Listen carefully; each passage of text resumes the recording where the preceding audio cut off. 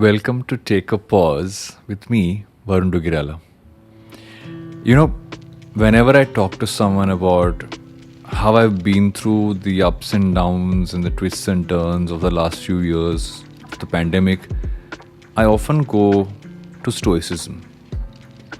And to be honest, I wasn't a huge consumer, or rather, I wasn't a huge follower of any form of philosophy in life. I was too stuck in what it meant to kind of go through the cycle of life, to go through everything that work brought with it, life brought with it. We were all so used to that being on that small wheel and running up and down, going round and round, which is what our personal lives, work lives, and everything else was.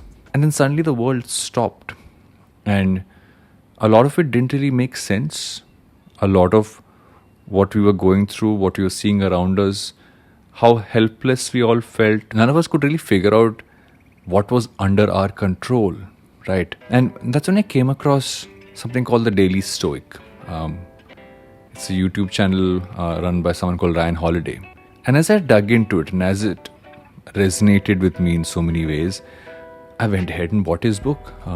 The first book of his I bought was a book called The Daily Stoic. And the Daily Stoic was one meditation in Stoicism per day for the year.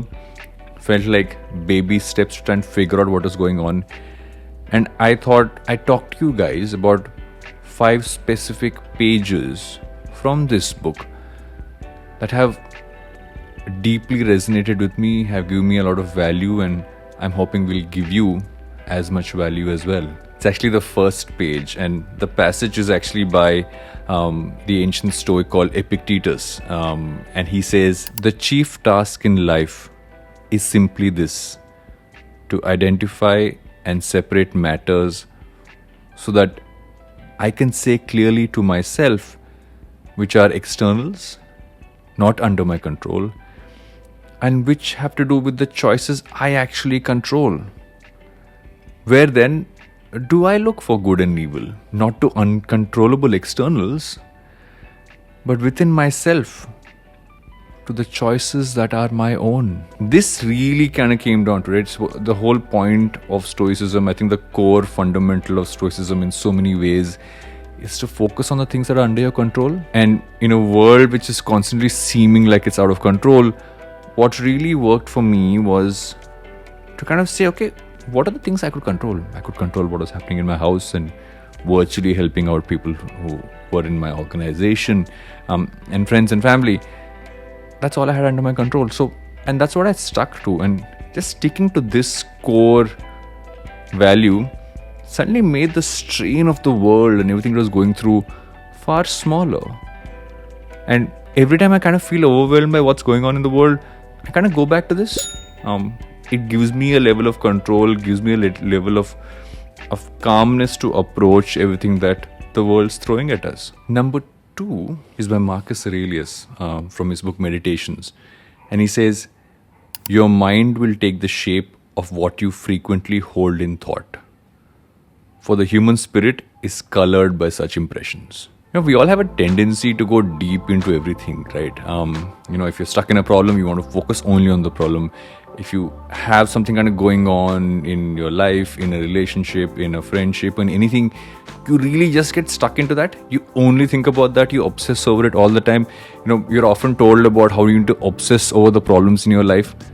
But maybe for you to truly be able to move ahead, to be able to find a solution, to find the positive step ahead, or finding the right step ahead, not even positive, demands you to not be obsessive about it. I mean, that's what I really got of this thing. You shouldn't color your thoughts and you shouldn't rant. You shouldn't kind of go to someone and say, okay, let's go rant it out, go vent it out. That makes you go deeper into it. The way is to actually go in the opposite direction, saying, what can I do from here? And where do I go from here? Let's think of that. Let's not think of things that you'll get stuck into almost like quicksand and not really get out of. Number 3, this is Epictetus again. "Show me someone sick and happy, in danger and happy, dying and happy, exiled and happy, disgraced and happy. Show me, by God, how much I'd like to see a Stoic. But since you can't show me someone that's perfectly formed, at least show me someone actively forming themselves. So inclined in this way, show me. If you look at this, and this is a bit of a tricky one, right? You can't look at life as being final. No goal is final. Nothing you want to achieve is final. You are always a work in progress. You're always someone who is working towards something, is doing something, is moving ahead. You're never really going to arrive somewhere. And I think that realization is important because oftentimes we get obsessed over where we want to reach. And when we get obsessed about where we want to reach, we don't actually spend as much time looking around, seeing what's happening in the world around us. And that is so crucial, right? We miss out on so much because we're so focused on the end goal. But if you realize that you're never really going to get there, there'll always be some other goal, there'll always be something else you have to do, there'll always be somewhere you have to move towards. So goalposts shift, but what doesn't change is the journey. And so in many ways, we just focus on that. You focus on the fact that you are always going to be a work in progress. You'll be a lot more peaceful and content to whatever extent we can be. You can bind up my leg, but not even Zeus has the power to break my freedom of choice. This is such a core, fundamental thing, right? No matter how bad a state you're in, no matter what level of privilege you find yourself, no matter what state of mind, what state of being, or what place you find yourself, the one core thing that makes us human is that we all have a choice. It might be terrible choices. It might be choices where we're like, okay, this doesn't feel like a choice. I know there's only one choice there, but there is, right? Everything is a yes or a no. Everything is a left or a right. Everything is, you have, and it's not just two choices, you have multiple choices at most times. So if you look at life and realize that it's just filled with these choices, you realize that you hold the power. Because what you do, the steps you take, no matter what is thrown at you, is your choice. No one can take away that from you. No one can take away the fact that the choice is yours. You hold it in your hands. So whenever you feel like the world's pushing you down, when you feel like, oh my God, I have no control over my life, remember, you do have control. You have the control, you have the ability to make choices that lead you ahead. And no matter how small those choices might be, no matter how tough they might be, in many ways they really are your power. Okay, last one. Oh, this is one of my favorite ones. By Epictetus again. I seem to have an affinity to Epictetus. Don't seek for everything to happen as you wish it would, but rather wish that everything happens as it actually will.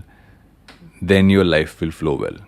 Now, this is based on a concept called amor fati, and amor fati is something I deeply resonate with because it's a love of fate. We spend a large part of our lives wanting things to happen a certain way, and when they don't happen a certain way, you curse what's happening. You sit in that, you're angry about how the past has gone. You feel like disappointed about where the future will go. But whatever has to happen will happen. All you can do is to embrace it, saying, okay, fine, this is what's happened to me in my life. This is what has gone on. And what I'm actually going to do is right now sit here, embrace the fact that this is what's happened in my life, and just find a way to use that as a stepping stone for me to move ahead, and not just move ahead in a bad way. Because every obstacle in many ways is an opportunity. So if life has thrown something at you, which isn't a gift and it's an obstacle, make that your opportunity. Flip that around. And go back to what I started with. Think of the last couple of years, right? We've been hit by one of the biggest obstacles in recent human history. But so many saw it as an opportunity to better themselves, better the world around them, better their businesses, better just how they are as families, better their relationships. And that's what you can always do, as long as you make sure. And it's not about a positive frame of mind. It's about an accepting frame of mind. If you accept what has happened to you, because oftentimes we don't accept what's happened enough. Once you accept that, you get clarity. You aren't holding on to anger or disappointment. you're just holding on to something that's letting you take the next step. I hope these 5 pieces have resonated with you as much as they have with me. This book has so many more, literally 366 of them. And I definitely suggest pick it up because it's a great, it used to be my nightly exercise. I still keep it on my bedside and I pick it up every night, flip to a random page and just read it. And Ryan has a great way to distill it down. I don't know if I've done justice to how well he distills it down in the book and his YouTube, his Instagram, everywhere that he's present. And he's written a ton of books on Stoicism, which I would really recommend you pick up if this kind of thought process, this kind of philosophy resonates with you. And that's it for this episode of Take a Pause. I hope this rang a bell of some sort. And speaking of bell, if it did resonate with you, I hope you smash that bell icon and hit subscribe. And I'll see you guys in the next one.